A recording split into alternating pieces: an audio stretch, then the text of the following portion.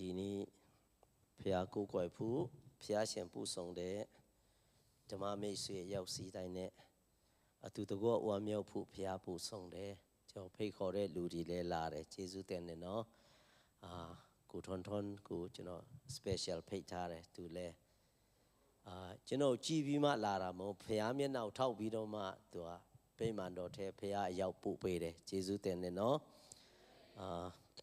အလုပ်ထဲမှာတော့ကျွန်တော်တို့ညီကိုလိုပဲစကားပြောတယ်ဒီဗိမာန်တော်ထဲမှာတော့ဖျားသားသမီးတွေဖြစ်တယ်နော်ယန္တာကြောသားမခွဲချဘူးကျွန်တော်ကခရစ်တော်၌ညီကိုတွေဖြစ်တယ်ဒီနေ့ရောက်လာကြတဲ့ဓမ္မမိတ်ဆွေအားလုံးအပေါ်မှာဖျားထံကနေလာတဲ့ငြိမ်သက်ခြင်းကျမ်းမာခြင်းအဖျားဖျားတည်ရောက်ပါစေလို့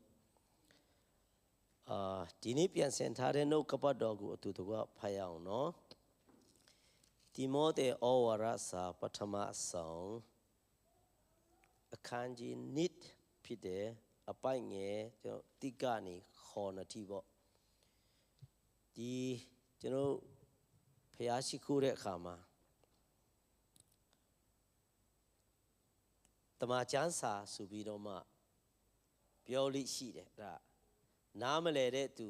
များရှိခဲ့ရင်ဒီဟာကခရိယန်တွေရဲ့ကျမ်းစာမဟုတ်ဘူးနော်ဖျားရဲ့နှုတ်ထွက်စကားဖြစ်တယ်လူတိုင်းနဲ့ဆိုင်တဲ့အရာဖြစ်တယ်အသက်ရှင်တဲ့ဖျားရဲ့နှုတ်ကပတ်တော်ရှိတယ်ဇောကျုံမြန်မာအမျိုးအနွယ်တွေကဖျားတရားနဲ့မကင်းတဲ့လူတွေဖြစ်တယ်ဖျားရှိခြင်းကိုယုံတဲ့သူတွေဖြစ်တယ်အဲကြောင့်ကျွန်တော်တမိုးမာနေတုန်းကမိခင်တပါးကသူ့သားကအဝေးရောက်နေတယ်စုတောင်းဖုန်းခေါ်တဲ့အခါမှာတားရဲ့တဲ့အစင်ပြီတလားလို့အစင်ပြီတဲ့အမေလို့ပြောတဲ့ခါအမေကအဝေးမှာဆိုတော့တားကိုစိတ်မချဘူးတဲ့အမေမာချင်တဲ့စကားရှင်ပြောပါအောင်လို့ပြောတဲ့ခါမှာတားရဲ့တဲ့ဖရာတရားနဲ့နေပါဆိုတာလူဟာဖရာတရားနဲ့နေတဲ့ခါကျမှလမ်းမှန်ရောက်တယ်ဆိုတာဘယ်ဘာသာမဆိုယုံကြည်တဲ့အတွက်ကြောင့်သားသမီးတွေကိုစုမတော်တင်တဲ့အခါမှာဖရာတရားနဲ့နေပါဆိုဖရာရှိရတယ်ဖရာရှိရင်သူဖရာနေထွက်လာတဲ့စကားကိုတရားလို့ခေါ်တယ်ဒီနေ့ကျွန်တော်ဝင်ငါမဲ့အရာကကျွန်တော်ရဲ့တရားမဟုတ်ဘူးနော်ဖရာနေထွက်လာတဲ့နှုတ်ကပတ်တော်ဖြစ်တဲ့တရားစာဖြစ်တယ်ဆိုတာစီးစွာအတိပေးလို့ခြင်းတယ်ဆိုတော့ကျွန်တော်တို့ဒီပိုစတာထဲမှာလဲ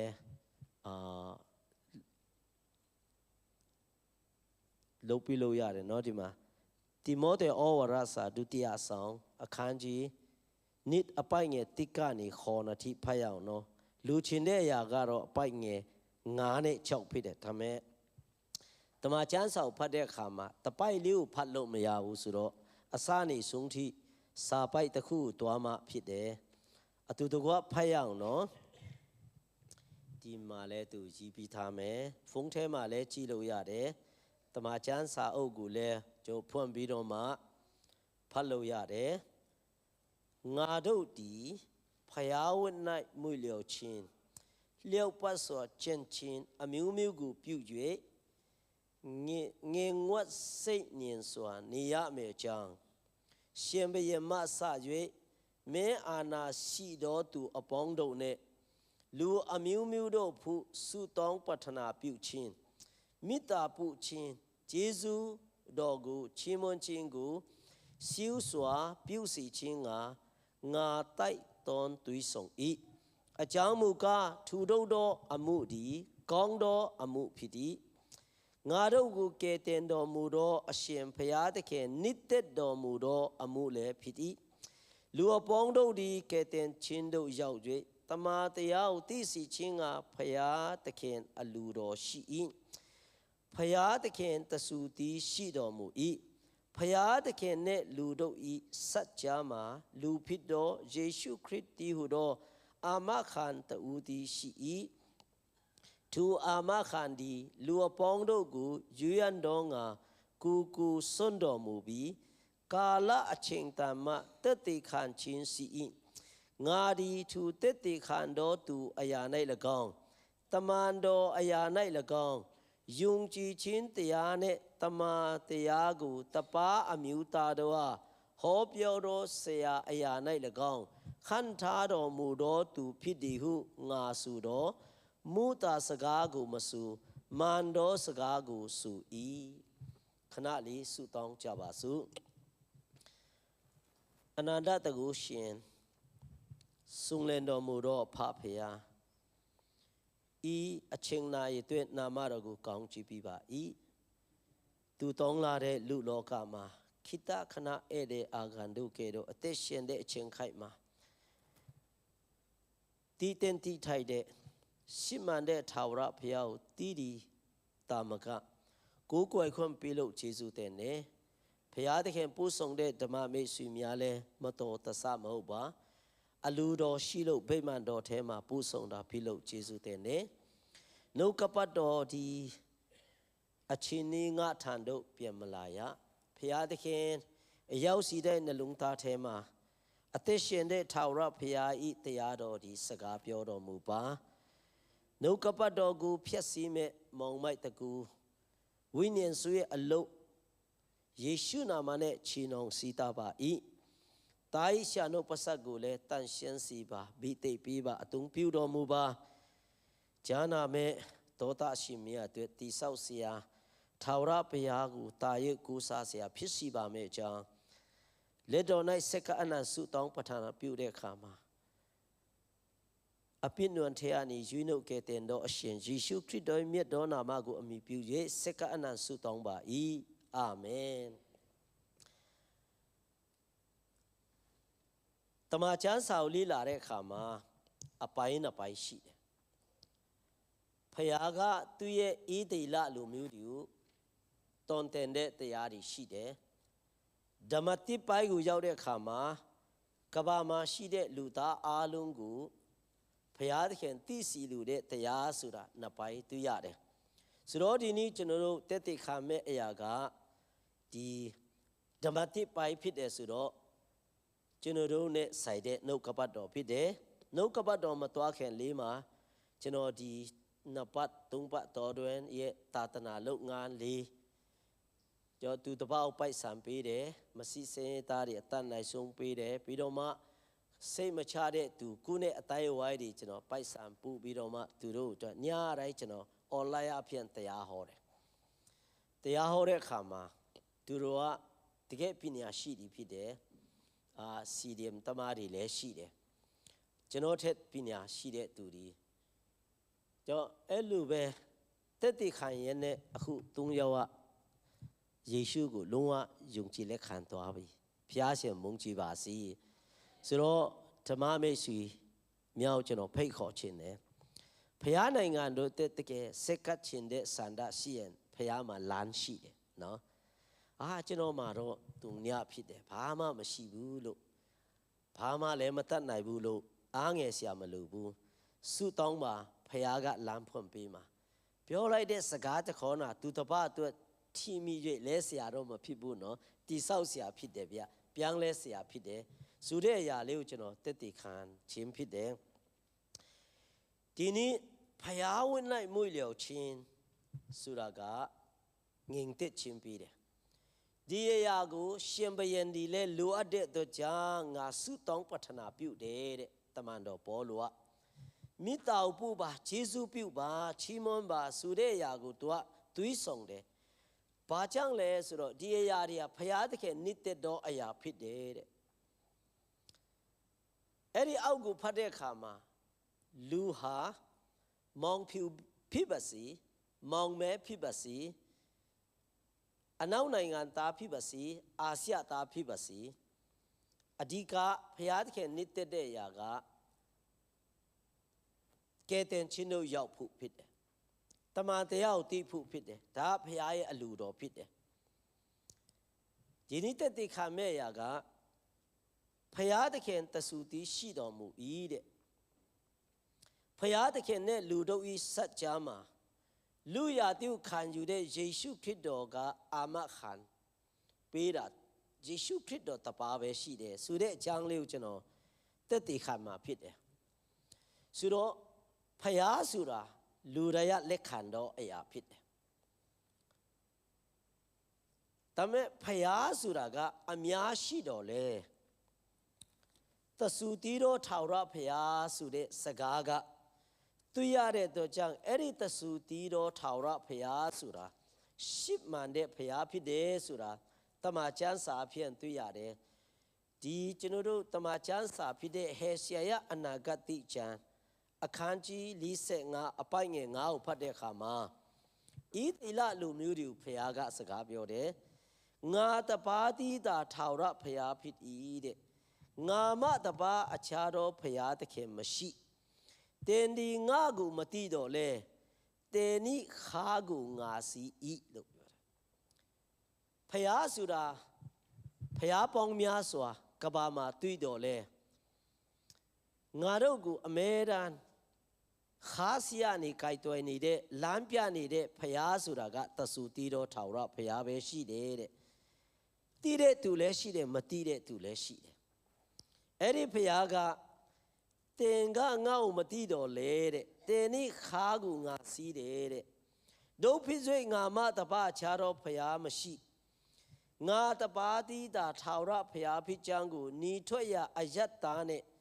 အနောက်မျက်နှာသားတို့သည်သိရကြလိမ့်မယ်ငါဒီအလင်းကိုလုပ်၏အမိုက်ကိုလည်းဖန်ဆင်း၏ငြိမ်သက်ခြင်းကိုဖြစ်စီ၏အမင်္ဂလာကိုလည်းဖန်ဆင်း၏ခတ်တင်သောအမှုအရာတို့ကိုငါထာဝရဘုရားပြုတော်မူ၏ယနေ့လူပေါင်းလူလောကမှာအသက်ရှင်တဲ့အခါမှာရင်ဆိုင်နေရတဲ့ပြဿနာကတူနဲ့တူမတူဘူးတချို့တွေကအယံကောင်းချီးမင်္ဂလာခံစားရတယ်တချို့တွေကဘယ်လောက်ပဲတစ္ဆာတရားရှိပါစီအပင်ပန်းခံပြီးတော့မှဘဝအနစ်နာခံတဲ့သူတွေရှိတယ်ဒါပေမဲ့ဖခင်ရဲ့မေတ္တာကအားလုံးအပေါ်မှာအတူတူပဲရှိတယ်အခုတော့တက်တေခံနေနော်ဒီ USA နိုင်ငံရဲ့အခြေအနေကြောင့်မြန်မာပြည်ကနေလာမဲ့မိတ်ဆွေများရဲ့ဗီဇာကပိတ်ဖြစ်သွားတယ်နော်ဥပမာအချိန်မီရောက်လာတဲ့ဒီမှာအကူတို့မိသားစုဆိုရင်ဖခင်ကပို့ဆောင်တာဖြစ်တယ်တိကောင်းတင်နိုင်တဲ့အဲ့ဒီဖခင်ကိုအခုတော့တမန်ကျမ်းစာမှာတင်ဒီကကိုမတီးတော့လဲတဲ့တင်ဒီခါကိုငါစီးပြီးမှတင်းကိုငါပို့ဆောင်တာဆိုတဲ့ဖခင်ကထာဝရဖခင်ဖြစ်တယ်အဲ့ဒီဖခင်တဆူတီးတော့ထာဝရဖခင်ဖြစ်တယ်အဲ့ဒီဖခင်နဲ့လူဆက်ကြမ်းမှာပြဿနာရှိတယ်ဒီတမန်ကျမ်းစာထဲမှာဟာဘကုတ်အနာဂတိကျမ်းလို့ခေါ်တဲ့အခန်းကြီး1အပိုင်ငယ်73မှာထာဝရဘုရား၏မျက်စိတော်သည်ကြည်လင်သည်ဖြစ်၍ဒုစရိုက်ကိုကြည့်ရှုတော်မမူတတ်ဆိုတာရှိဘုရားနဲ့လူဆက်ကြားမှာပြဿနာကဒုစရိုက်အဖြစ်ဖြစ်တယ်ဘုရားမနစ်သက်တော့ရာကကြည်လို့မရတဲ့ရာကဒုစရိုက်ဖြစ်ပြန်ရောကျွန်တော်တို့လူဒီဟာအပြစ်နဲ့ကင်းချင်တဲ့သူတွေဖြစ်တယ်ဘယ်လောက်ပဲဒုစရိုက်ပြစ်ကိုလော်ကျူးတော်လဲသူတပါးကဟာတဲ့အမားဖြစ်တယ်တဲ့မအားနဲ့ချက်ရှိတယ်ပြောတော့လဲဟုတ်ပါတယ်လို့ပစကပြောပြီးမဲ့နှလုံးသားကလက်မခံဘူးဗျတမန်ကျမ်းစာကိုကြည့်တဲ့အခါမှာအပြစ်နဲ့ကင်းစင်တဲ့သူတော်ကောင်းဆိုတာလောကမှာမရှိဘူးလို့တမန်ကျမ်းစာမှာတွေ့ရတယ်ဒီတနာကျမ်းကိုရေးတဲ့သူကဆိုလိုမွန်မင်းကြီးဖြစ်တယ်ဒါဝိဒ်ရဲ့သားဖြစ်တယ်သူဖျားကိုသူပထနာပြုပြီးတော့မှဆုနှစ်ခုတောင်းတယ်တိုင်းနိုင်ငံကိုအုပ်ချုပ်နိုင်ဖို့ဉာဏ်ပညာပေးပါလို့ဖျားကိုဆုတောင်းရင်းနဲ့ဖျားကပညာရောစီးစိမ်ရောပေးတယ်ဗျအဲကြောင့်သူကဒီတုတ်တန်ရဲ့ဒီတနာကျမ်းရဲ့ Song of Solomon ဆိုတဲ့ဒီကျမ်းပိုက်သုံးပိုက်ကိုသူအားဖြင့်ရေးတာပုံများတယ်အားလုံးတော့မဟုတ်ဘူးအဲ့ဒီထဲမှာသူမီးဆန်းခဲ့တဲ့အရာတွေအများရှိလွန်ကျူးစွာမစိုးနစ်နဲ့မမိုက်နဲ့အချိန်မရောက်မီအဘက်ကြောင့်တည်ခြင်းတနည်းဆိုတဲ့ဟာဒီအရာတွေကဒုစရိုက်ကိုတက်တည်ထင်ရှားတာအောက်မှာတွေ့တဲ့အခါမှာအပြစ်မပါဘဲကောင်းတော့ခြင်းကိုကျင့်တော်သူတော်ကောင်းတဆုံတယောက်မြမိကြီးပေါ်မှာမရှိလို့ပြောတယ်ဆိုတော့ဖယားနဲ့လူဆက်ကြားမှာပြဿနာကအပြစ်ဖြစ်တယ်ဒုစရိုက်ဖြစ်လို့ခေါ်တယ် အပိနဲ့ဒုစိတ်ဆိုတာပေါင်းတာနော်အပိဆိုတာကမွေးရပါဒုစိတ်ဆိုတာကိုကိုယ်တိုင်လွန်ကျူးတဲ့အရာကိုဒုစိတ်လို့ခေါ်တယ်ကျွန်တော်တို့နဲ့နိုင်ငံတော်ကဒီဘယ်နိုင်ငံမဆိုသူကတရားဥပဒေဆိုတာရှိတယ်လူတယောက်ကိုဖမ်းပြီးဆိုရင်သူကဒုစိတ်ကိုလွန်ကျူးမှဖမ်းလို့ရတယ်ဒါမဲ့ဖယားကလွန်ကျူးတဲ့သူမလွန်ကျူးတဲ့သူဘယ်လိုတတ်မှတ်တယ်လဲဆိုတော့နှလုံးသားကိုချိန်တာနှလုံးသားထဲမှာကိုကတခုခုကိုကြံစီမိတယ်ဒါမဲ့လက်မပါဘူးနော်အဲကြောင့်ဗုဒ္ဓဘာသာဒီရဲ့တုံတန်ချက်ဆိုမြန်မာလူမျိုးရဲ့တုံတန်ချက်ဆိုတာကာယကံဝစီကံမနောကံဆိုကံ၃ပါးဆိုတာတွေ့ရတယ်အဲ့ဒီမှာကံနှစ်ပါးကလွန်ကျူးဖို့လွယ်တယ်ဗျ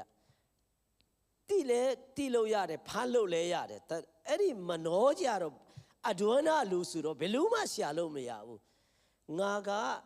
ရှောက်မုန်းတယ်ဆိုရင်ငါရဲ့အထဲကလူကမပြောဘူးဆိုရင်ဆရာဘယ်လို့မှသိလို့မရဘူးအကျဉ်းလူတယောက်ကိုတပ်ဖို့နောက်ကနေလိုက်တယ်ဒါမဲ့ तू ကဘာမှမပြောဘူးဆိုကိုကမသိလိုက်ဘူးဒါမဲ့ဒီအထဲမှာလွန်ကျူးပြီးပြီအဲ့ဒါကိုတနည်းနဲ့ပြောမစဲကိလေသာစိတ်လို့လဲခေါ်လို့ရတယ်အဲ့ဒီကျွန်တော်တို့ရဲ့နှလုံးသားထဲမှာဒီအပိကဘယ်ကနေရောက်လာတယ်လဲဆိုတာကျွန်တော်အဖြေရှာဖို့ဖြစ်တယ်ဖယားသခင်ကဒုစိတ်ကိုကြည့်ရှုလို့မမို့တော့ကြောင့်ဖယားနဲ့လူဆက်ကြားမှာအစီအသားဖြစ်စီတဲ့တဲ့ကဒုစိတ်အပိလို့ခေါ်တယ်အဲကြောင့်ဒီအပိကိုရှာနိုင်အောင်လူတွေကဘာသာတရားလိုက်တာဘာသာတရားဆိုတာကိုကောင်းတာကိုသင်ပေးတာကျွန်တော်တို့ဗိမာန်တော်ထဲလောက်လာတယ်ဆိုတာကကောင်းတာကိုလုပ်တာလေအခုတော့ဖတ်တဲ့ကျမ်းပိုက်ထဲမှာဖယားသခင်နှစ်သက်သောအမှုဖြစ်တဲ့သူတစ်ပေါက်မေတ္တာပို့ပါယေရှုတော်ချီးမွမ်းပါဖယားဝနိုင်မွေးလျော်ပါဒါတွေကကောင်းတော်မူဖယားသခင်နှစ်သက်တော်အမှုဖြစ်တယ်ဘာသာတရားတောင်းတဲ့ချက်တာအားလုံးကကောင်းတယ်ဒါမဲ့ပြဿနာကလူကပြဿနာဖြစ်တာအဲကြောင့်ကျွန်တော်တီလာလေးတွေဆုံးပါလို့တောင်းတင်တာ哦တမန်ကျမ်းစာမှာလည်းတီလာတွေရှိတယ်အဲ့ဒီရှမာတိခရစ်ဝင်ကျမ်းထဲမှာလည်းတီလာကိုဆုံးပါတဲ့တီလာကိုဘယ်လိုဆုံးမလဲဆိုတာသူတောင်းတင်တာတွေရှိတယ်ဒီအခန်းကြီး9ပေါ့နော်လူများတို့မြင်စီခြင်းကကုတီလာအကျင့်ကိုသူရှိမောင်း၌မကျင့်မဲ့အကြောင်းတတိပြုကြလောတဲ့ဒါမဲ့လူတွေကသူတပါးရှိမှဟိုကကြွားခြင်းနဲ့စိတ်ကရှိတယ်ကိုကလှုပ်တဲ့ကုသူကတပဲလေးပဲအကျင့်ကျင့်ပြောတယ်ဆရာတပါးသူအင်္ဂလန်ပြည်ရောက်တော့အဖွားကြီးတယောက်ကသူ့စတာလင်ပုံ30ပေးတယ်တဲ့အမဆရာက4နှစ်မိုးလုံးပညာသင်တဲ့အခါမှာအဲ့ဒီအဖွားကြီးနဲ့အမဲရန်တွေ့တဲ့အခါမှာအဖွားကြီးကပြောတယ်တဲ့မင်းကိုစတာလင်10ပုံကိုငါပေးထားတယ်ဆိုတာအကျင့်ပေါင်း20မကဘူး4နှစ်တော်မှပြောတယ်တဲ့ပေးတာကစတာလင်ပုံက30ပဲရှိတယ်သူပြောတာက20ကျော်တယ်တဲ့ဒါလူသားတွေရဲ့စိတ်သဘောထားပဲကိုယ့်ရဲ့အကျင့်တီလာကိုတီဆောက်ခြင်းနဲ့သူတပားရှိမှကိုလောက်တာလေးလူမြင်ပါစေအခုခက်က Facebook ခက်နော်ကုတူဟာတပဲလေးလောက်တာလိုက်လွတ်တာတော့အကြာကြီးပြီးတာကန်းတာနည်းနည်းလေးနော်လိုက်လွတ်တာမလွယ်ဘူးနော်ဒါဒီကကျူးစားတာပဲရှိတယ်တကယ်တမ်းဆိုရင်လူကဒီတီလာ9ပါးတို့10ပါးတို့10ပါးတို့မကျက်နိုင်ဘူးဗျကျွန်တော်လည်းကောင်းအောင်ကျူးစားတယ်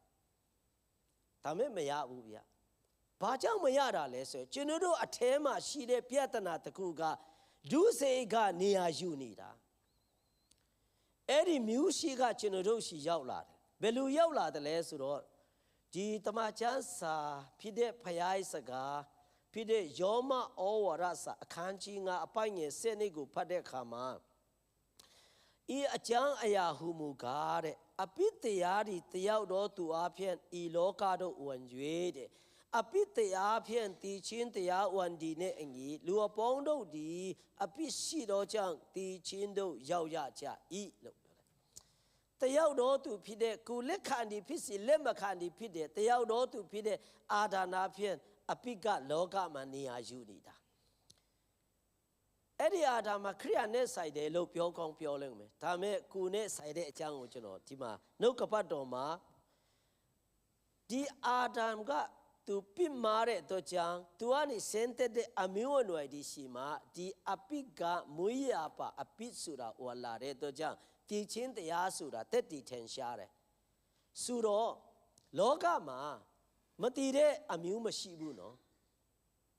ဒီချင်းတရားဆိုတာဘယ်လို့မှငင်းပယ်လို့မှမရတာတမဒါလည်းအချိန်တန်ဒီမှာပဲဟူတော့ပထမကဘာစစ်တုံးကနာမည်ကြီးတဲ့ဒီဂျာမန်တို့အင်္ဂလန်တို့တိုက်ပွဲမှာနာမည်ကြီးတဲ့ The Great Alexander ဆိုတာကသူ့နိုင်ငံတုံးမှနီမိုဝန်နိုင်ငံဖြစ်တယ်ငါ့ဘယ်သူမှမနိုင်ဘူးလို့ကျွေးကြော်တာနဲ့ငှက်ဖြာမိပြီးတော့မှတည်သွားတယ်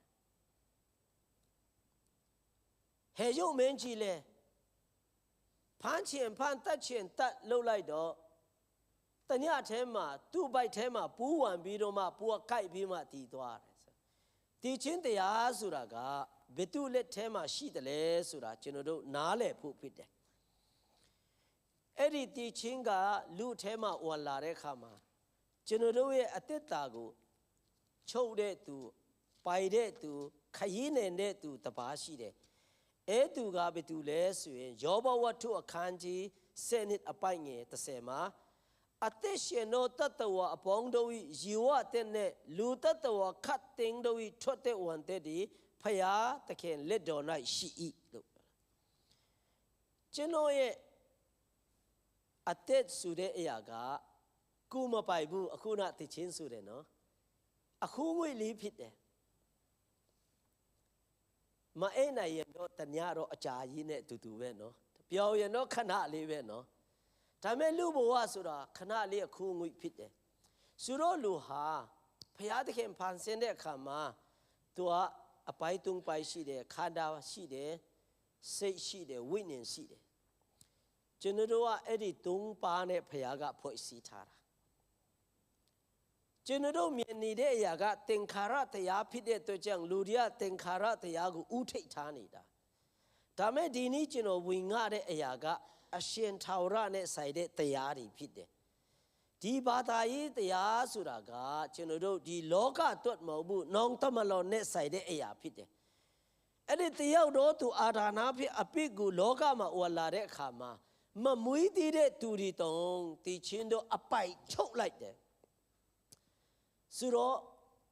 ဖယားသခင်နဲ့လူဆက်ကြားမှာအဓိကပြဿနာကဘာလဲဆိုရင်ဒုစရိုက်ဖြစ်တယ်ဒီဒုစရိုက်ပိကနေလွတ်တော့လူဒီဟာအယံပဲဒါနဒီလုပ်တယ်ကုစိတ်မဆူအောင်ကျူးစားတယ်အမျက်မထွက်တော့ထိန်းထားတယ်ဘယ်လို့မှမရဘူးတော့ဓမ္မပညာကိုစီးပူးတဲ့အချိန်မှာနော်ကျွန်တော်အချစ်ဆုံးတငယ်ချင်းတယောက်ဒီချင်းပြည်နယ်တုံပိုင်းရိအာနီလာတဲ့တမန်တလင်းမန်တလင်းဆိုတဲ့တငယ်ချင်းတယောက်ရှိတယ်သူအရာနူးကြားတယ်ဗျဒါမဲ့သူမပြောင်းလဲသူကျွန်တော်တို့အမှနှုတ်ကပတော်ဝင်ငါရဲ့နဲ့သူပြောင်းလဲလာတဲ့အခါမှာစုအရန်တောင်းတယ်၄နိုင်ထားပြီးတော့မှစုတောင်းတော့အရာမုံတဲ့အချိန်မှာဆိုတော့အဘသူကဓာတ်မီးလည်းမရှိဘူးအပေါ်လည်းအရန်သွားချင်တော့သူ့ဘီနာမှာစုတောင်းတဲ့ကျွန်တော်တို့ရဲ့ခေါင်းဆောင်ကျန်းသားခေါင်းဆောင်တနိုင်ဆိုတဲ့သူတယောက်ရှိတယ်တနိုင်တော့သူဓာတ်မီးရှိတယ်အဲ့ဒီမှာသူဓာတ်မီးတူထားတယ်ဆိုတာအမဲတမ်းရိတ်မိတော့ဓာတ်မြုပ်သွားတိတ်တိတ်ခရီးသွားယူဖူးလို့ရဲနဲ့မောင်တော့မတိလိုက်ဘူးအဲ့ဒါနဲ့လက်ကရိုက်မိသွားတော့ဓာတ်မီးကကျသွားတယ်ကျသွားတဲ့အဲ့ဒီဓာတ်မီးပိုင်ရှင်တနိုင်ကအရန်စုတောင်းတယ်ကဘာသူကဘာသားအတွက်စုတောင်းရင်ဓာတ်မီးကဖုံးကြဲကျသွားရောအဲ့ဒါနဲ့ तू ကတခါတည်းအမျက်ဒေါသကပေါက်ခွိုင်းလာတာဟောဘာဖြစ်သွားလဲဆိုစကားတုံဒီမှာပြောလို့မကောင်းတဲ့စကားတွေတုံဖြစ်လာတယ်ဘယ်သူလဲငါဓာတ်မီးဆိုတာဘာရဆိုတာစုတောင်းတာမကောင်းဘူးလားတီလာမဟုတ်ဘူးလားစုတောင်းတယ်ဆိုတာတရားချက်နဲ့မကောင်းဘူးလားတရားကျင့်ရင်နဲ့ तू ကဘာဖြစ်သွားလဲအကုသူဖြစ်သွားတာအဲကြောင့်လူအပေါင်းတို့ဒီဒုစရိုက်ကိုပြု၍ဖျားသခင်ရှိတော်၌အတ္တကြီးပြတ်ကြ၏တဲ့ကျွန်တော်ဒီမှာမတ်တရပြီမဲ့ 6 big can တင်လဲစင်မဟုတ်ဘူးဆိုတာအတိပေးခြင်းတယ်ကျွန်တော်လည်းအပြစ်သားပဲအပြစ်နဲ့မကင်းတဲ့သူလောကမှာမရှိဘူးတဲ့အကြောင်းဖယားနဲ့လူဆက်ကြမှာအာမခံဖို့လူတယ်ဗျလူဒီအကြောက်ဆုံးကတည်ချင်းတရားနဲ့အပင်ငရဲဖြစ်တယ်ကျွန်တော်မြန်မာလူမျိုးဒီဆိုတော့နော်ဟာငရဲကြီးတယ်မပြောနဲ့ငရဲကြီးလိုက်တာဆိုတာဘာကြောင့်လဲငရဲဆိုတာမရဏလို့ခေါ်တယ်အမတမပြန်ဆိုခံရတဲ့နေရာဆိုတာသဘောပေါက်တဲ့တော့ကြောင့်ကျွန်တော်တို့အဲ့ဒီနေရာဘယ်သူမှမရောက်ချင်ဘူးငရဲကနေလွတ်တော့ယုံတာပဲဒါမဲ့လူတွေရောရသလားမရဘူးဖြစ်နေတယ်ကျွန်တော်တို့ရဲ့လှုပ်တဲ့ကုသိုလ်ကတပည့်လေးဖြစ်တယ်အာကုသိုလ်ကတပိတ်တာလို့စကားရှိတာဟုတ်ဆိုတော့လူရတိယေရှုခရစ်တော်ဘာကြောင့်လောကလူရတိခံယူတယ်လဲဆိုရင်ပုထုရှင်လူသားကျွန်တော်မျိုးတို့ကအပင်ငရဲကနေလွတ်လန်းမရှိဘူးဗျဘာသာတရားနဲ့တွားတယ်မရဘူးတွားလေလေနစ်လေလေယုံလေလေနစ်လေလေဖြစ်တယ်အဲကြောင့်တမန်တော်ရှင်ပေါလုပြောတဲ့စကားတစ်ချက်လေးကိုကျွန်တော်ဒီကနေဖတ်ခြင်းနဲ့ယောမဩဝါဒစာအခန်းကြီး9အဲ့ဒီမှာတမန်တော်ပေါလုဆိုတာကဒီဖာရိရှဲလို့ခေါ်တယ်ပြည့်ညက်တရားကိုသူကစက်တီးစွာလိုက်နာတော့သူဖြစ်တယ်ပြည့်ညက်တရားဆိုရင်လိုက်လျှောက်ရမယ်တရားလေးတွေကိုသူကတခုမှမပြတ်ကွက်ဘူးစက်တီးစွာလိုက်နာတော့သူဖြစ်တယ်လိုက်ပြီးတော့မှသူကိုယ်ကွယ်တဲ့ဘာသာတရားမှာဆရာထက်တန်လုံးလို့အဲ့ဒီဘာသာတရားကိုစော်ကားတဲ့သူတောင်ဖမ်းပြီးမှထုံထဲထဲတဲ့သူဖြစ်တယ်ဒီလောက်ဆရာထက်တန်တာတနည်းကြတော့သူဘာဖြစ်သွားလဲဆိုရင်သူဆုတောင်းတဲ့အရာလေးကိုကျွန်တော်ဖတ်ပြမယ်ဆိုရင်သူတကယ်လူချင်တာကတဲ့နော်သူလူချင်တဲ့အရာကဘာလဲဆိုရင်ပြည့်တဲ့တရားဆိုတာဝိညာဉ်နဲ့ဆိုင်တယ်ဆိုတာသူသဘောပေါက်တယ်တဲ့ဒါပေမဲ့ငါကယာတိပကတိအပိတရားကြီးကြော်မှငါရှိနေတယ်တဲ့ငါဒီကူကျင့်တော့အကျင့်ကိုမနစ်တဲ့မကျင့်ချင်တော့အကျင့်ကိုငါကျင့်ဤယွန်ရှာတော့ရာကိုငါကိုယ်တိုင်လွန်ကျူးဤလို့ပြောတယ်တမန်တော်ပေါလုကကောင်းတော်သူအယံလူချင်တယ်ဒါမဲ့သူ့မှာယာတိသူရဲ့သားနဲ့အသက်ရှင်တော့ကြောင့်သူအမတမယွန်နေတဲ့မနစ်တဲ့တော့အကျင့်ကိုသူကျင့်နေတယ်ဆိုတာတမန်ကျမ်းစာအဖြစ်တွေ့ရတယ်ဒုတ်ဖြစ်လင်တဲ့သူမကောင်းတော့ကျင့်ကိုငါကိုယ်တိုင်ကျင့်တယ်မဟုတ်တဲ့ငါထဲ၌နေတော့အပိတရား၏အကျင့်ဖြစ်၏အဲကြောင့်ကျွန်တော်တို့အာဒမ်ကနေရလာတဲ့အမွေကဒုစရိုက်အမွေဖြစ်တယ်အဲ့ဒါကိုကျွန်တော်တို့မှာရှိတဲ့အတွက်ကြောင့်ဘာနဲ့တူတယ်လဲဆိုရင်တရက်ပင်အတီးတီးမှတရက်ပင်လို့မခေါ်ဘူးတရက်ပင်ဖြစ်လို့တရက်တီးကိုတီးတာကျွန်တော်တို့အပိသားဖြစ်လို့ဒုစရိုက်အတီးကိုတီးနေတာမမုန်းနဲ့ဆိုတာဘယ်သူမှမတင်ပေးဘူးဒါမဲ့မုန်းတတ်တာပဲလင်မပြောင်းနဲ့ဆိုတာကမတင်ဘူးကျွမ်းလုံးလုံးကျွန်တော်တို့ကတော်လုံးလုံးလူတွေဟာလေဖယားသခင်မနစ်တဲ့တရားဖက်မှာအယံထက်တယ်ဗျလူတွေကမတော်ချင်မှုရှာမအားဘူးလင်ပြောတာပဲဟိုကအတကုံခေါ်တာမတော်ချင်တော့တကယ်ချင်းရဲ့ဘာညာဒီပြောင်းနေတာအဲ့ဒီဟာမျိုးတွေတင်ခန်းစားလေတခုမှကျောင်းတွေလည်းမတွေ့ဘူးနော်ဘုန်းကြီးကျောင်းသွားကြည့်တရားတွေကျင့်နေဆိုတာကောင်းတော့တရားတဲ့ခရိယန်ကျောင်းဖယားကျောင်းကိုသွားကြည့်ကောင်းတဲ့တရားကိုတင်တာပဲဒါမဲ့လူတွေကအပြည့်လောကရောက်သွားရင်ဘာဖြစ်တာလဲမကောင်းတဲ့တရားတွေလုပ်နေတာအာကုသူကများနေတာဘာကြောင့်လဲဆိုတော့ကျွန်တော်တို့အထဲမှာအပိတရားကအမြင့်တွင်နေတယ်တဲ့အဲကြောင့်တမန်တော်ပေါလုကငါထဲမှာတဲ့ငါယာတိပကတိ၌ကောင်းတော့ရာတဆုံတခုမြမတီးဒီကိုငါတီးဤအကြောင်းမူကားငါဒီကြံ့ချင်သောစိတ်ရှိတော်လဲကောင်းစွာကျင့်တတ်တဲ့အခွင့်ကိုရှာ၍မတွေ့နိုင်တဲ့နောက်ဆုံးမှသူဘယ်လိုပြောတယ်လဲဆိုရင်ဒီ အပိနွန်ထဲကနေဘယ်သူကငါ့ကိုလွတ်နိုင်မလဲလို့သူဆုတောင်းတယ်ဆိုတော့ကျွန်တော်တို့လူတဲ့ဖျားဆက်ကြမှာပြဒနာဒုစေအပိဖြစ်တယ်ဖျားမှာဥပတိနှစ်ခုရှိတယ်လူတယောက်ကဒုစေကိုလွန်ကျူးတယ်ဆိုရင်အသွေးတော်လောင်ပြီးတော့မှအပိကိုဖြည့်ရှင်းရမယ်နောက်တစ်ခုကအသွေးတော်လောင်ပြီးတော့မှဖြည့်ရှင်းခြင်းမှုကိုမပြုတ်ဘူးဆိုရင်အပိတရားရဲ့အခါကတည်ခြင်းဆိုတာလာရောဆိုတော့ဓမ္မဟောင်းမှာအေးတိလလူမျိုးတူဖျားပြောတယ်မင်းတို့လွန်ကျူးမိတဲ့အပိကိုလွတ်အောင်တနည်းမှတစ်ခါဖျားပူဇော်ရမယ်တဲ့ဆိုတော့ကျွန်တော်တို့လည်းတစ်ခါတလေကျမ်းသွားတယ်နော်ဘုန်းကြီးကျမ်းတွေခရစ်ယာန်ကျမ်းတွေသွားတဲ့အခါမှာအဘဖြီတာတို့တရားနဲ့သွားဖြီတာတို့ဒီလုပ်တယ်အေးတိလလူမျိုးတွေလည်းသူအခါမလဲတဲ့အထီးသူတကောင်ကိုယူပြီးတော့မှယစ်ပရောဟိတ်ရှိမှပူဇော်ရမယ်တဲ့ယူလာတဲ့ယစ်ကောင်ကအနာစာမရှိရဘူးလို့ပြောတယ်အဲ့ဒါနဲ့ပူဇော်တဲ့အခါမှာတနေ့လုံးလုံးလွန်ကျူးမိတဲ့ပိကလွတ်သွားတယ်ဒါမဲ့အဲ့ဒီယစ်ကောင်ရဲ့အသွေးက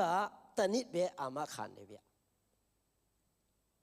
ဆိုတော့နေ့တိုင်းပူဇော်ဖို့လိုတယ်ကျွန်တော်တို့ဖျားလို့ခေါ်တဲ့မေတ္တာရှင်ဖြစ်တဲ့ထာဝရဖျားကတဖက်သတ်မေတ္တာနဲ့ဖန်ဆင်းထားတဲ့လူသားကျွန်တော်မျိုးတို့ကိုချစ်တော်ဖျားဖြစ်တယ်ဖျားရှင်မုန်းကြည့်ပါစေဖျားမေတ္တာကလူသားအားလုံးအပေါ်မှာရှိတယ်အဲကြောင့်နီတူနီမြနီပူဒန်မူရွာဒန်အသက်ရှင်ခွင့်လောကမှာပေးထားတယ်အဲ့ဒါကျေးဇူးတော်ဖြစ်တယ်ဖျားရဲ့မေတ္တာဖြစ်တယ်ခရိယန်ပေါ်မှာတာရွတ်ကောင်းမြတ်တဲ့ဖျားမဟုတ်ဘူးနော်မတိတည်တဲ့သူအပေါ်မှာလဲကောင်းတော်ဖျားဖြစ်တယ်ဗျအဲ့ဒီဖျားကအနိုင်မဲ့မေတ္တာဖြစ်တယ်အဲ့ကြအဲ့ဒီဖျားကလူသားတွေကိုကြည့်တဲ့အခါမှာသူဥပဒေအတိုင်းသူအစီရင်ဖို့ဖြစ်တယ်အပိနဲ့လဲကျွန်တော်တို့မကဲဘူးဆိုတော့အပိရဲ့ခါတီချင်းဆိုတော့ကျွန်တော်အပေကိုသွားရမှာစီရင်ချင်းကိုခံရမှာကျွန်တော်တို့ကအဲ့ဒီအပိထဲမှာရှိမှန်းတောင်လူကမသိဘူးဗျကျွန်တော်မပြောင်းလဲခင်ယေရှုခရစ်တော်ကိုမယုံကြည်ခင်မှာကျွန်တော်တို့မိသားစုဆိုရင်ဘာကိုကိုယ်တယ်လဲဆိုတော့နတ်တော့ဖြစ်တယ်ဒါမဲ့ကျွန်တော်တို့ရဲ့အယူဆကသူကကြောက်တုံးတစ်ခုရှိတယ်အဲ့ဒီကြောက်တုံးကြီးကကျွန်တော်တို့ကိုအကျိုးပေးတယ်ဆိုပြီးတော့ဖူးဖွားတွေကအဲ့ဒါကိုကိုယ်ခိုင်းတာအဲ့ဒီကြောက်ကအဖြူလေးတစ်ခုရှိတယ်အဲ့လိုအမျိုးကြောက်တဲ့ခုချမ်းထဲချမ်းကိုသွားအများကြီးရှိတယ်ဖူးဖွားတွေကလည်းဘယ်လောက်အမုံကြတယ်လဲမသိဘူးအဲ့တော့ကောက်ပြီးတော့ဒါကအကျိုးပေးတဲ့နတ်ဖြစ်တယ်ဆိုအတကုံကိုခိုင်းနေတာဒါနဲ့မိသားစုမှာကောင်းချီးမင်္ဂလာတက်သလားဆိုဘယ်ဟုတ်မလဲအင်းထုံကြီးအများကြီးဖြတ်စီခြင်းခံရတယ်ကိုကတည်ခြင်းတဲ့စိတ်ဖြစ်လာတယ်ငါတို့ကိုးကွယ်တာဒီဖျားအကျိုးမပေးတဲ့ဖျားဆိုတဲ့စိတ်ကရှိလာတယ်ဗျထွက်ပေါက်လိုက်ရှာနေတာနောက်ဆုံးတော့ယေရှုခရစ်တော်ကျွန်တော်ရသွားတယ်ယေရှုခရစ်တော်ရတဲ့ခါမှာကျွန်တော်မှာရှိတဲ့ပူပန်ခြင်းတောကအရာအလုံးကဘယ်လိုထွက်သွားမှမသိဘူးဗျကိုကြည့်ပြီးတော့မှကျွန်တော်အမဲရာအားငယ်တဲ့သူဖြစ်တယ်လူရှင်မမီဘူးဆိုပြီးမှကိုအမဲရာခံယူတယ်ဒါမဲ့ယေရှုခရစ်တော်ကိုတဲ့ဝါယူကြည်လာတဲ့အခါမှာဒီအရာအားလုံးကကွာပြောက်သွားတယ်ဖယားမေတ္တာကျွန်တော်လွမ်းခြုံလာတယ်ဖယားငါသားတင်းကိုငါချစ်တယ်ဆိုတာဖယားရဲ့စကားအမဲရာကြားရတယ်ဆိုတော့ဖယားရဲ့မေတ္တာကဘယ်လိုစီးဆင်းလာတယ်လဲဆိုရင်ဖယားတခင်ဤသားတော်ကိုယုံကြည်တော်သူအပေါင်းတို့သည်ပျက်စီးခြင်းတို့မရောက်ထာဝရအသက်ကိုရစေခြင်းကဖယားတခင်ဤမိမိ၌တပါးသီတော်သားတော်ကိုစွန့်တော်မူသည့်တိုင်လောကီသားတော်ကိုချစ်တော်မူ၏တဲ့လောကီသားကျွန်တော်မျိုးတို့ကိုသူကချစ်တယ်ဆိုတာဘယ်ချိန်မှပြတယ်လဲဆိုရင်သားတော်ကိုစီလွတ်ပြီးတော့မှမိတောင်လာပြတဲ့အချိန်ကယောမအခန်းကြီးကအပိုက်ငယ်ရှိဖြစ်တယ်ဘယ်ချိန်လဲဆိုရင်နော်ငါတို့ဒီအပြစ်၌ရှိရှင်ပင်ခရစ်တော်ဒီငါတို့အတွက်ကြောင့်အတီခံတော်မူသည်ဖြစ်၍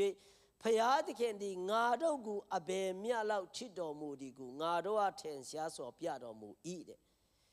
ငါတို့ကအပြစ်၌ရှိရှင်ပင်လျင်ဖယားကဒီဗိမာန်တော်ထဲမှာလာပြီးမှဆုတောင်းပြီးတော့မှတရားဟောတဲ့သူကိုတာ၍ချစ်တယ်လို့မခံယူနဲ့အပြစ်၌ရှိရှင်ပင်လျင်ချစ်တော်ဖယားကယေရှုခရစ်တော်ဖြစ်တယ်သူမှာကောင်းကင်မုန်ရှိရှင်ရှိတယ်ကောင်းကင်တမန်တွေကသူ့ပြည့်ဝကိုးကွယ်တယ်အစီတမန်တွေအများရှိတယ်ဒီကောင်းကင်မုန်ပလန်ကိုဆွတ်လွတ်ပြီးတော့မှလူရာတိသူလာခံယူတာဘာအတွက်လူရာတိခံယူတယ်လဲဆိုရင်လောကမှာရှိတဲ့လောကီသားကျွန်တော်မျိုးတို့ကအပေကနေလွတ်ဖို့ရန်ဖျားသခင်ဤဥပဒိအယအသွေးတော်လောင်ဖို့ဖြစ်တယ်အသွေးမတော်လောင်ပဲအပြစ်လွတ်ခြင်းမရှိနော်အပိကနေလွတ်ဖို့ရအသွေးတော်လောင်ဖို့လိုတဲ့အတွက်ကြောင့်အနစ်အချင်းနဲ့ကင်းစင်တဲ့သူတငယ်ကဲတော့ဖြစ်တဲ့ယေရှုခရစ်တော်လောကမှာလူရာတိကိုခံယူတယ်33နှစ်တာသနာပြုတယ်လေဝါကားတိုင်းမှာအသေးခံတယ်တကြူတယ်ရှင်ပြန်ထမြော့တယ်ဒီအရာလေးကိုကျွန်တော်ထပ်ပြီးတော့မှတက်တည်ခံမယ်ဆိုရင်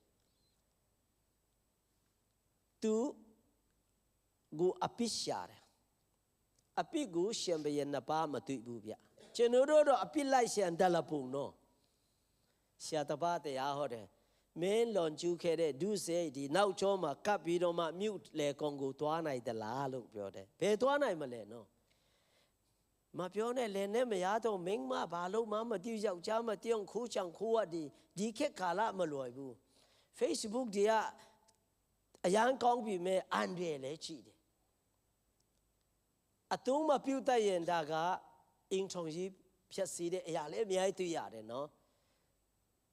ကျွန်တော်တို့ကဘယ်လောက်ပဲအပြစ်ကြီးပါစေလွတ်တော်မလုံနိုင်တဲ့လူသားတွေကူစားလေဝါကားတိုင်းမှာသူအတိခံပေးတယ်အတိခံတဲ့အချိန်မှာကျွန်တော်အတိခံပါမယ်အတိခံပေးပါလို့လူတွေကမတောင်းဆိုဘူးနော်ဖယားသူ့အစီအစဉ်နဲ့လူရတိကိုခံယူခိုင်းတယ်လေဝါကားတိုင်းမှာအတိခံခိုင်းတယ်အသွေးတော်လောင်းတယ်အသွေးမတော်လောင်းပဲအပြစ်လွတ်ခြင်းမရှိအဲကြောင့်လေဝါကားတိုင်းမှာယေရှုခရစ်တော်ကျွန်တော်တို့ရဲ့ဝတ်ကျွေးခံကျွေးအားလုံးကိုစီးကြောပေးတယ်စပ်ပေးတယ်အဲ့ဒါဖယားမိသားလို့ခေါ်တယ်သားတော်အဖြစ်ထင်ရှားတယ်အဲ့ဒီသားတော်ကိုယုံကြည်လက်ခံတဲ့သူကမဖြက်စီးတော့ဘူးလို့အာမခံပေးထားတယ်မဖြက်စီးတဲ့အပြင်ဘာအာမခံပေးတယ်လဲဆိုရင်ထာဝရအသက်ကိုအာမခံပေးတယ်တဲ့ဘုရားရှင်မုန်းကြည့်ပါစေကျွန်တော်တို့ဒီယေရှုခရစ်တော်ကိုအပိုင်ရပြီဆိုရင်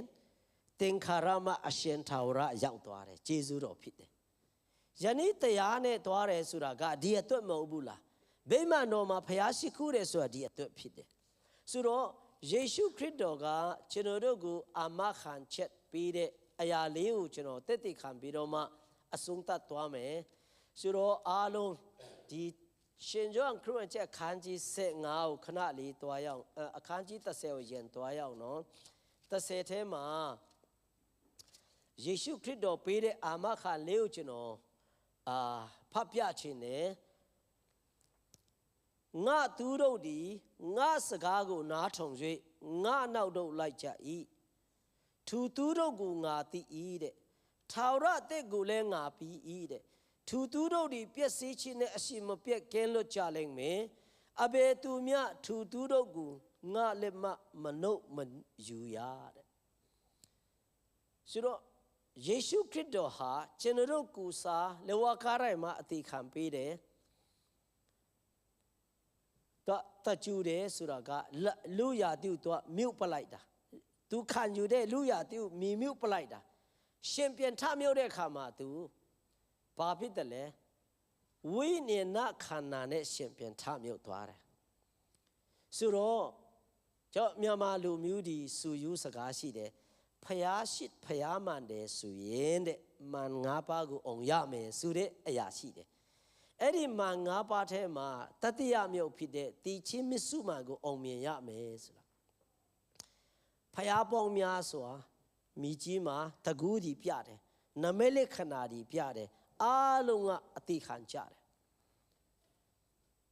ထမြောက်တဲ့သူကယေရှုခရစ်တော်တပါးတည်းပဲရှိတယ် အဲကြောင့်အသက်ရှင်တော်ကြောင့်ယေရှုခရစ်တော်သက်ရှင်တော်ကြောင့်တမိုင်းသက်တည်တစ်ခုပြမယ်ဆို critical rate ဆိုရင်2020-25ဖြစ်တယ်တည်တဲ့သူအတွက်ကျွန်တော်တို့ birthday လုပ်လို့မရဘူးနော်အသက်ရှင်တော်ကြောင့်ယနေ့အထိ2020-25အထိဖြစ်တယ် critical rate လို့ခေါ်တယ်ပမာလို့လေဆိုတော့အဲ့ဒီယေရှုခရစ်တော်ကိုတဝန်ယုံကြည်လက်ခံတဲ့ဆိုရင်ပျက်စီးခြင်းတော့မရောက်တော့ဘူးတဲ့ပျက်စီးခြင်းတော့မှခဏမီးစားတော့အရှိမပြတ်ကင်းလွတ်မယ်လို့ပြောထားတယ်ပြီးတော့ဖျားသခင်လက်ထဲရောက်တဲ့သူနော်ယေရှုခရစ်တော်လက်ထဲရောက်တဲ့သူကတဲ့ဘယ်သူကမှနှုတ်ယူဖျက်ဆီးလို့မရတော့ဘူးတဲ့အဲ့ဒီအာမခံချက်ပေးတယ်ကျွန်တော်တို့ဟာတည်ခြင်းတရားကြောက်တယ်တည်ခြင်းတရားကိုဘယ်လိုအောင်မလဲဆိုရင်ဒီယောဟန်အခန်းကြီး7:25မှာတွေ့ရတယ်ယေရှုကငါဒီထမြောက်ခြင်းအကြောင်းအသက်ရှင်ခြင်းအကြောင်းဖြစ်သည်ငါကိုယုံကြည်တော်သူသည်တည်လွန်တော်လဲရှင်လိမ့်မယ်တဲ့ဘုရားရှင်မုန်းကြည်ပါစေဆိုတော့ဒီနေ့ဖယားနဲ့လူဆက်ကြားမှာအာမခံတဲ့ယေရှုခရစ်တော်ရဲ့အာမခံချက်တာဓမ္မမိတ်ဆွေအတွက်ဖြစ်တယ်ကျွန်မတို့အတွက်ဖြစ်တယ်နော်သူအာမခံချက်ကိုတကယ်အပိုင်ရပြီလားလို့အရောက်တိုင်းကိုဖိတ်ခေါ်ခြင်းတယ်အဲ့ဒီယေရှုခရစ်တော်ရဲ့မေတ္တာတရားကိုတကယ်ရလာပြီဆိုမိတ်ဆွေမှာကြံစီလို့မရတဲ့ငြိမ်သက်ခြင်းတွေရှိလာတယ်ကျွန်တော်တို့လောကကိုမကြောက်တော့ဘူးဆိုတာအဲ့ဒီတရားကြောင့်ဖြစ်တယ်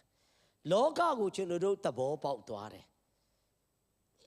အခုတလောဆိုရင်ကျွန်တော်တို့အမျိုးထဲမှာတည်ခြင်းတရားဆိုရင်ဆိုင်ရတယ်တည်ခြင်းတရားဆိုတာကရင်ဆိုင်ရတယ်အများကြီးရင်ဆိုင်ရကျွန်တော်မင်းမဆုံးတာဒီဇင်ဘာ20ရက်နေ့ဖြစ်တယ်အဲ့ဒီနောက်မှာကျွန်တော်တို့ရဲ့သူလေးတယောက်တတ်ထဲမှာဆွေဘူးတိုက်ပွဲမှာပါသွားတယ်ရွာမှာအတော်တယောက်ဖြစ်ပြန်ပြီပြီးရင်အဲ့ဒီမတိုက်ခင်လေးမှာကျွန်တော်ဦးလေးရဲ့မင်းမခေါ်တော်မူချင်းခံသွားတယ်ဆိုတည်ခြင်းတရားစကားပြောနေတယ်ဆိုတွေ့ရတယ်ဒါမဲ့ကျွန်တော်ဒီအရာကြီးကြီးတဲ့အခါမှာကျွန်တော်တို့ကဆွင်လန်းလန်းဖြစ်တယ်ဗျ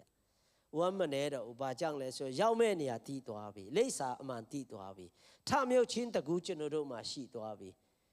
ယာတိကတော့အတိခံရမှာဒါမဲ့ဒီနေ့မိတ်ဆွေယေရှုခရစ်တော်ကိုအပိုင်ရပြီဆိုရင်ဘယ်လိုရှိတယ်လဲဆိုရင်တမန်ကျမ်းစာတပိုက်ကိုဖတ်ပြီးတော့မှ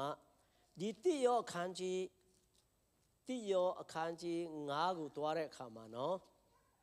အဲ့ဒီယေရှုခရစ်တော်ကိုတဲ့ဝန်ယူကြည်လက်ခံတဲ့သူရှိမှာတဲ့တက်တည်ရှိတယ်တဲ့အဲ့ဒီယေရှုခရစ်တော်ဖြစ်တဲ့ဖခင်၏သားတော်ကိုယုံကြည်တဲ့သူမှာတက်တည်ရှိတယ်တဲ့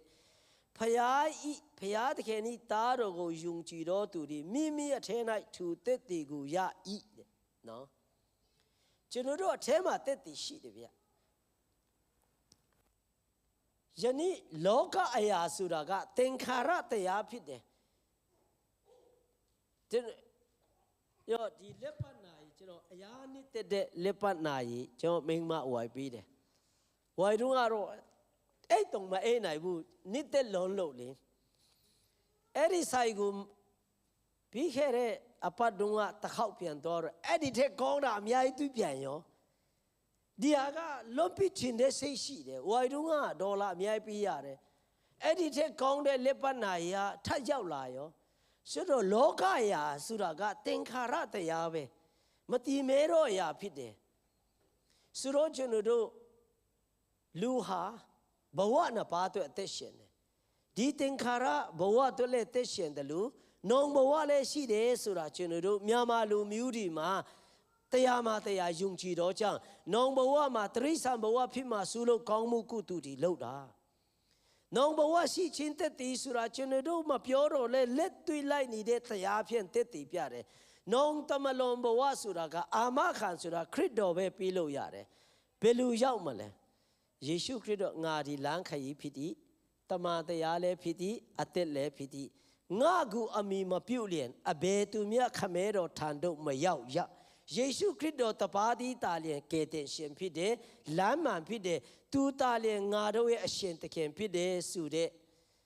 ဒီနှုတ်ကပတ်တော်လေးနဲ့ဓမ္မမိတ်ဆွေများကိုတည်ဆောက်ခြင်းဖြစ်တယ်နော်အရောက်တိုင်းကိုဖျားဆင်ကောင်းချီးပေးပါစေလို့ အဆုံးထိယူတာဝန်ယူမှာနော်ဆရာနန်းဒီမောဆရာ again တယ်ပတ်လောက်ခိုက်ချံလုံတော်မဲလက်နော်ကျော်အားလုံးမတရပြီးတော့မှအဆုံးမဲ့ချစ်သူဆိုတဲ့တခြင်းဆိုရအောင်နော်ပြီးရင်ဆရာဆုတောင်းပြီးမယ်နော်ဆရာမွန်တို့ Hallelujah. Ela java di ma. Beitai. Sono di Yesu Kristo so de ha no sorry ne sono dwet. Chit chemita phi si do phaya phit de. Kaung gen ku sung khwa bi ma sorry ne sono dwet aphu kha pi bi ro ti chin ku han liet sono dwet. ဒီသာမကပဲနဲ့ရှင်ပြန်ထားမယ်တော့ဖယားဖြစ်တယ်ဆိုတာနော်သူရဲ့ချစ်ချင်းမဲ့သူ့ကိုယုံကြည်လက်ခံတဲ့အခါမှာဖယားခမေးတော်ရှိမှကျွန်တော်ကိုသူကကျွန်တော်ယုံကြည်ချင်းအဖြစ်ဖြောင်းမတယ်အပြစ်သားမဟုတ်တော့ဘူးအပြစ်မရှိတော့ဘူးဆိုပြီးကျွန်တော်ကိုလက်ခံတော့ဖယားဖြစ်တယ်ဖယားရှိမှကျွန်တော်ညီနဲ့သူယေရှုအားဖြင့်သူ့ရဲ့ပြုတ်ခဲ့သောအမှုအားဖြင့်ကျွန်တော်မှာဖြောင်းမခြင်းဆိုတဲ့ကျွန်တော်မှာဒီဖြောင်းမခြင်းတရားကိုကျွန်တော်နဲ့ဖယားရှိမှကျွန်တော်ရထားတာဖြစ်တယ်။ကျွန်တော်နဲ့ဒီချင်းဆိုရအောင်နော်ဒီချင်းဆိုပြီးတော့ကျွန်တော်နဲ့ဒီကြားနာရတဲ့အတိုင်းပဲကျွန်တော်အထူးသဖြင့်နေ့စဉ်နေ့တိုင်းတက်တီခံလေးရှိတော့ပါလေဦးတာကြီးတော့၎င်းနော်အထူးသဖြင့်ကျွန်တော်နဲ့နေ့စဉ်နေ့တိုင်းဒီမှုတော်အတွက်ကျွန်တော်နဲ့ပါဝင်တဲ့နေရာမှာကျွန်တော်နဲ့ခေါ်နာယူလက်ရှိတဲ့မြတ်ချင်းရှိတဲ့ချိန်လေးမှာကျွန်တော်ခွင့်ရရှိတဲ့ချိန်လေးမှာထိုယေရှုအတွက်ကျွန်တော်တက်တီခံအစီခံခြင်းကိုကျွန်တော်နဲ့ဘယ်တော့မှအာမငယ်ပဲနဲ့ကျွန်တော်ဆက်လက်ပြီးတော့ကြိုးစားကြပါစို့ဒီတချင်းဆိုပြီးတော့ကျွန်တော်နဲ့အဆောတဲ့ဆုတောင်းမယ်ကိုရချနောတော်ယုံကြည်လို့လေးယာဘဝကူလို့ရဲ့ဒီပေသူငိုရချိန်တွေမှာသူနီနေတဲ့ချိန်တိုင်းမောင်လန်းစားပြောက်ချိန်မှာကိုရောလေးနဲ့ဆွေကိုယူပြင်လေတဲ့မုန်းရတော့တကယ်ချစ်လို့မနေဘူးအာမင်ဟာလေလုယာပေကောင်းကြီးရတကယ်ချစ်လို့မမြင်ပါဘူးအချက်ပြန်ဆုံးလေးပြည့်တကယ်ချစ်ကိုမမြင်ဘူးတကယ်နာ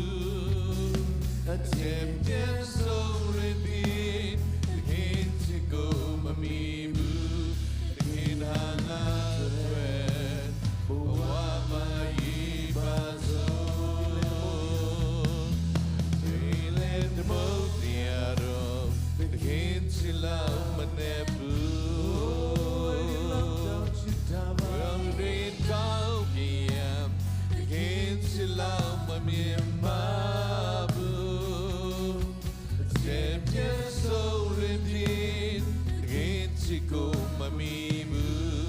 กินางัดเวว่ามาเยบาโซ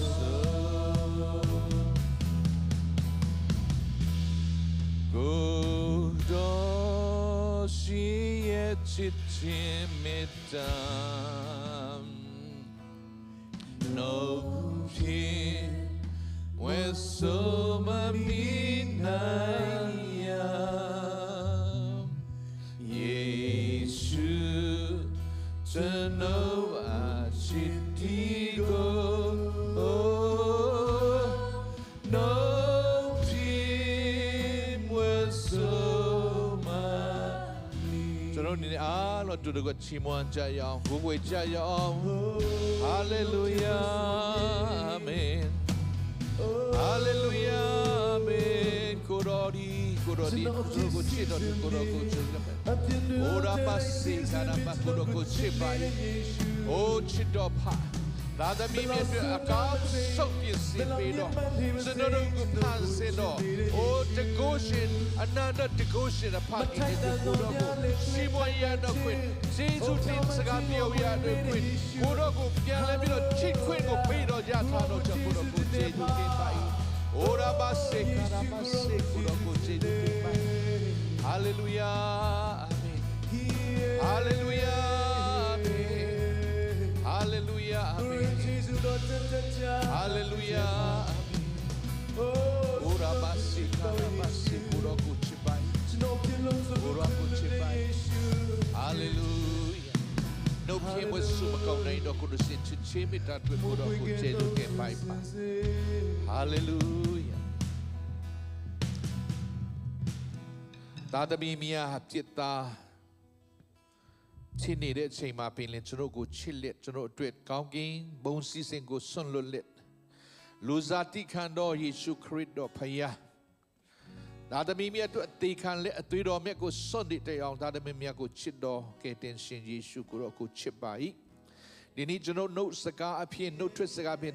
Oh, Kuroshin, Malone Lau Naiba, Kuroshin, Chichin, Mitago, Kuroshin, Popi, Nale, Naipuyan, Kansa, Tapuyan, Dimashido, the Mame Sui, Alo Boma, Tansindo, Wingin of Payadi, Celepiro, Sakapulit, Tadamiko Masa, Tontindo Muba, Dinijana Yado, Kuroshin, Chichin, Mitatu, Kuroko, Jeju Timbai, Chidi, Sode, Kama, Kuroshin, Oh, Kugo, Solo, Teaching Halit, Teaching Gudoma, all mean lit. Oh, Janile Kutadami met suit down Pido, Amakan Pido, Yeshu Karido, Paya Kuroku, Jeju Timbai. Hallelujah, Tansim Mimit Solino, another the Gushin, the Pa. Kuroshin Chichin, Bitatet the Jam, Tadami Dini, Kuroshin, Shima Ma, Tanshin di Piaman di Hutsanogu, Lekan lit Zonogu Chido Jam Kuroku, Jeju Timba, Papia the King. Inima. Tadami teta titi ma selepiro saka pioro muba wingino pia tu tiro muba di siwi ko koroshi Jeju ro tete chang pawon ya do queen pisong ya do queen ko piro chang kuro ko Jeju tin mai Toke tin shin Yesu Christ do I nama do myat ko mi pyu let Jeju do apang ko chimon let su taw seka chia bai pha me so phia the kin Amen phia sin kaung ji pi ba si